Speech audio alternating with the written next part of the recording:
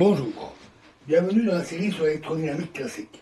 Donc je montre le développement multipolaire de l'antenne demi-onde. Alors, cette figure montre une comparaison entre une comparaison numérique des distributions angulaires exactes et approchées avec l'expression que nous avons vue à la fin de la vidéo précédente. Alors, les courbes continues correspondent aux distributions exactes. Les courbes en tiret, ici, ici et ici,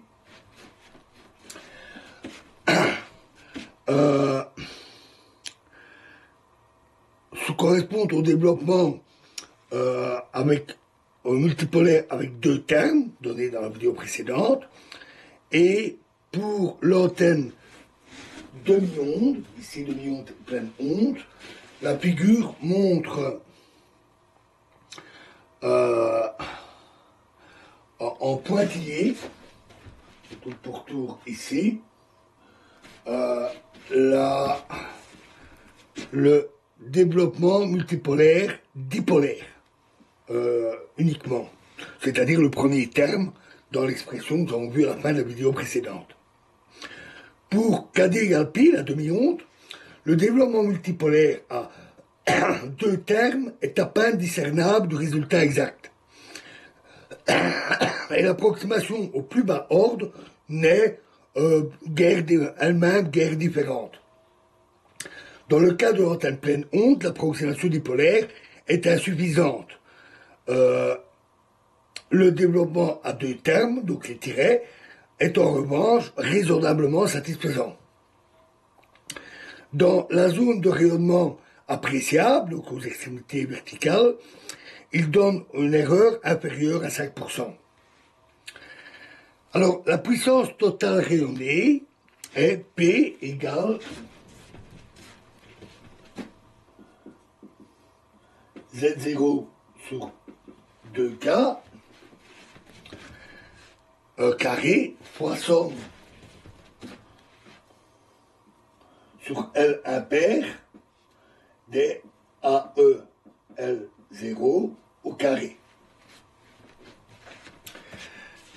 Dans le cas de l'antenne demi-onde, les coefficients du tableau montrent que la puissance rayonnée est supérieure d'un facteur 1,00244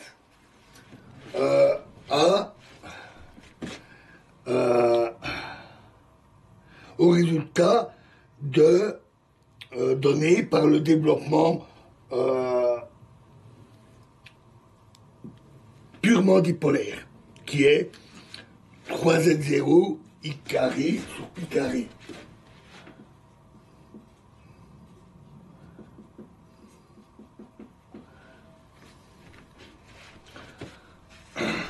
Dans le cas de l'antenne pleine onde, cette puissance est supérieure d'un facteur 1,10565 à l'approximation dipolaire qui est 3Z0 I carré sur 4pi. Alors, traçons des courbes.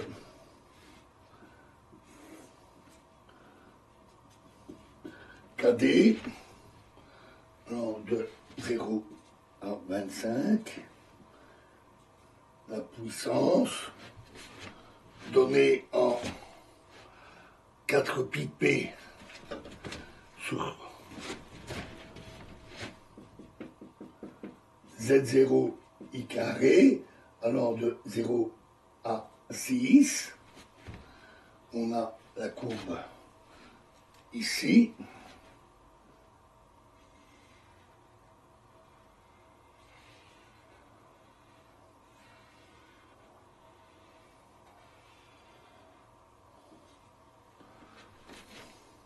On a la courbe ici.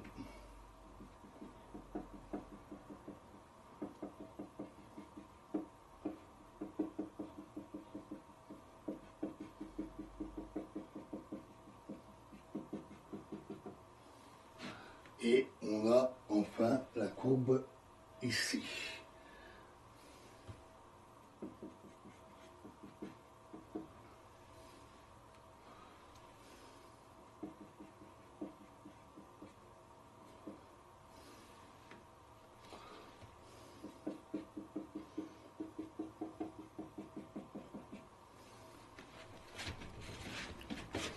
Alors, cette figure compare la puissance totale exprimée en fonction de KD à l'expression exacte du développement dipolaire et à son approximation aux grandes longueurs d'onde.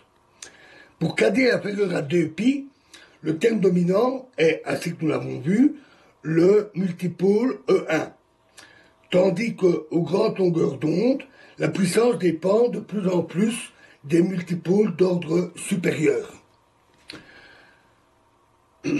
Notons que pour KD égale π, l'approximation dipolaire aux grandes longueurs d'onde, donc ici, celle-ci c'est la valeur exacte, celle-ci c'est l'approximation dipolaire exacte, et celle-ci l'approximation dipolaire aux grandes longueurs d'onde.